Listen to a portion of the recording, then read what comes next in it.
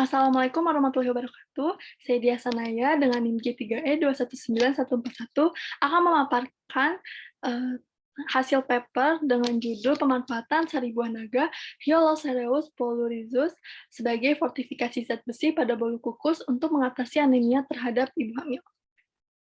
Yang pertama ada pendahuluan, ada latar belakang. Di sini ibu hamil merupakan salah satu kelompok yang banyak mengalami kekurangan zat besi yang menyebabkan anemia. Eh, Defisiensi besi pada ibu hamil ini merupakan masalah kesehatan yang dialami oleh ibu hamil di seluruh dunia dan dapat terjadi gangguan plasenta yang menurunkan fungsi hipertrofi, klasifikasi, dan infak, serta mengakibatkan gangguan pertumbuhan pada janin sehingga dibutuhkan pencegahan ataupun penanganan dengan cara pengobatan untuk mengatasi anemia pada ibu hamil dengan cara mengkonsumsi makanan yang mengandung zat besi agar terpenuhi kebutuhan zat besi pada penderita anemia. Zat besi ini memiliki peran yang sangat penting dalam pembentukan hemoglobin karena adanya protein pada sel darah merah berfungsi untuk mengantarkan oksigen dari paru-paru ke otak dan seluruh jaringan tubuh. Salah satu buah yang mengandung zat besi itu adalah buah naga yang bermanfaat untuk menurunkan kadar kolesterol, penyeimbang gula darah, menguatkan fungsi ginjal dan tulang, meningkatkan kerja otak, dan sebagai penambah darah. Selanjutnya ada tujuan dari paper ini yaitu untuk mengetahui pemanfaatan sari buah naga sebagai fortifikasi zat besi pada bolu kukus untuk mengatasi anemia terhadap ibu hamil. Selanjutnya ada metodologi. Berikut adalah bahan dan alat untuk proses pemasakan bolu kukus buah naga. Selanjutnya ada formulasi pada pembuatan bolu kukus buah naga. Selanjutnya ada diagram alir. Yang pertama yaitu pembuatan sari buah naga. Di sini tentunya buah naga disortir terlebih dahulu, kemudian ditimbang, lalu dicuci sehingga bersih. Kemudian buah naga ini dikupas dan ditimbang sebanyak 500 gram. Kemudian buah naga tersebut di-blender hingga halus dengan kecepatan tinggi dan dihasilkan pure buah naga. Kemudian disaring hingga dihasilkan sari buah naga. Kemudian ada diagram alir proses pembuatan bolu kukus.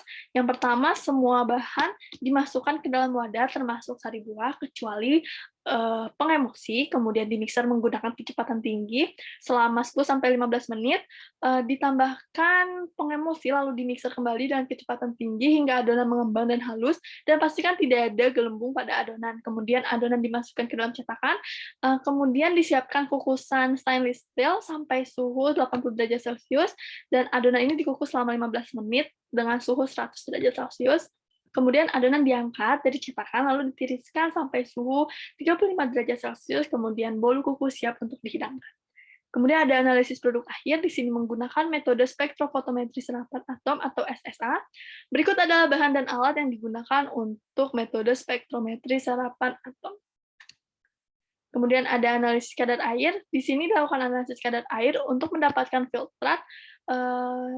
Kemudian filter tersebut akan diukur serapannya dengan SSA, kemudian menggunakan lampu katoda besi Fe untuk menganalisis apakah ada zat besi yang terkandung di dalam sampel tersebut atau tidak.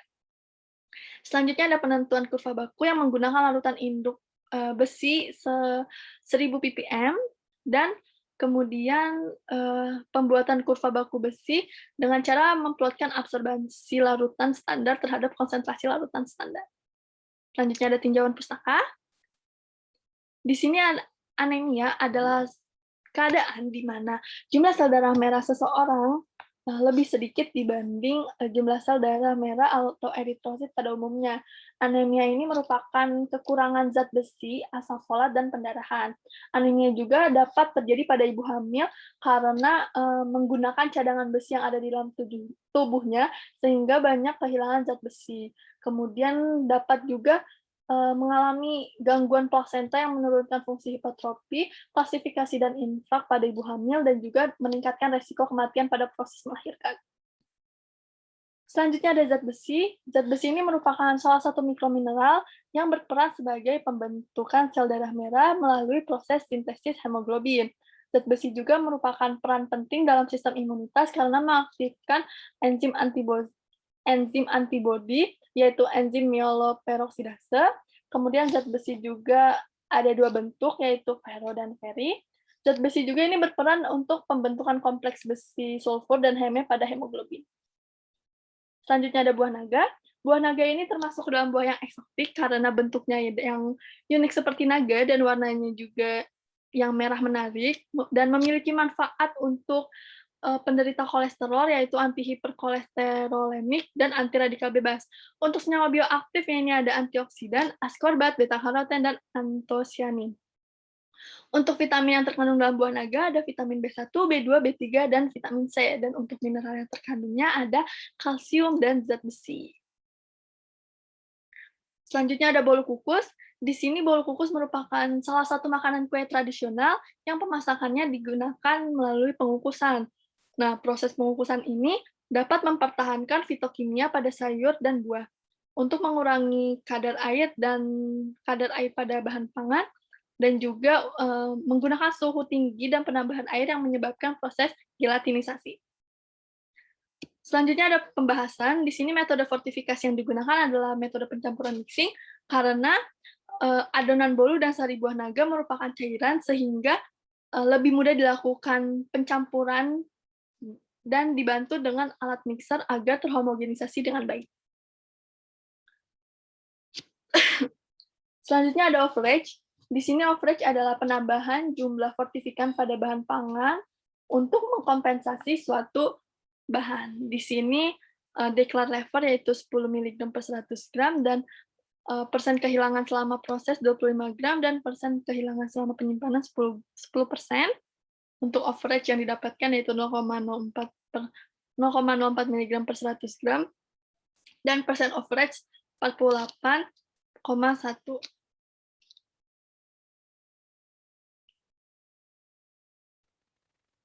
Selanjutnya ada interaksi fortifikan, vehicle, dan ingredient, yaitu terjadinya interaksi antara zat besi dengan vitamin C dengan adanya reaksi oksidasi dan reduksi.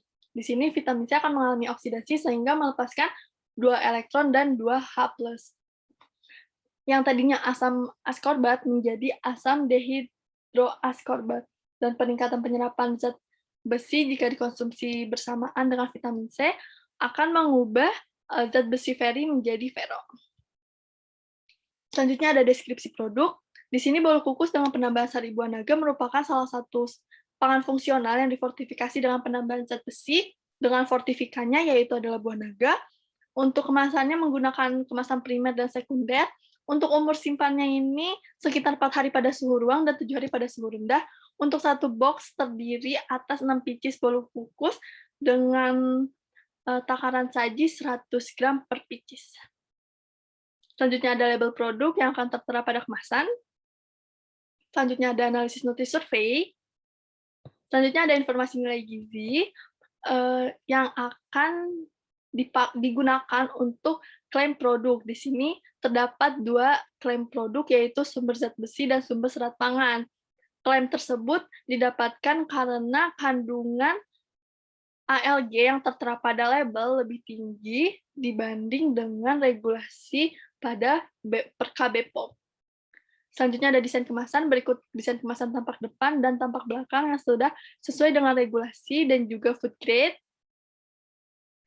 Selanjutnya ada potensi pengembangan produk, yaitu bolu kukus buah naga ini merupakan pangan fungsional yang terdapat fortifikan yang terkandung dalam bolu kukus yang merupakan salah satu menjadi nilai jual dan dapat mengatasi atau mencegah terjadinya anemia pada ibu hamil atau masyarakat umum, dan menjadi alternatif masyarakat dalam meningkatkan sistem kekebalan tubuh karena kandungan flavonoid dan antioksidan yang tinggi. Selanjutnya ada simpulan. Di sini dapat disimpulkan bahwa bolu kukus buah naga ini memiliki kadar zat besi 48% per takaran saji yang diperoleh dari fortifikasi zat besi melalui buah naga sebagai sumber fortifikan, dan pada aspek nilai gizi ini diklaim sebagai sumber zat besi dan sumber serat pangan. Dan kandungan zat besi yang tinggi ini dapat menjadi alternatif ibu hamil yang menderita anemia untuk menggantikan konsumsi tablet penambah darah. Sekian pemaparan dari saya, mohon maaf apabila ada salah kata. Terima kasih. Wassalamualaikum warahmatullahi wabarakatuh.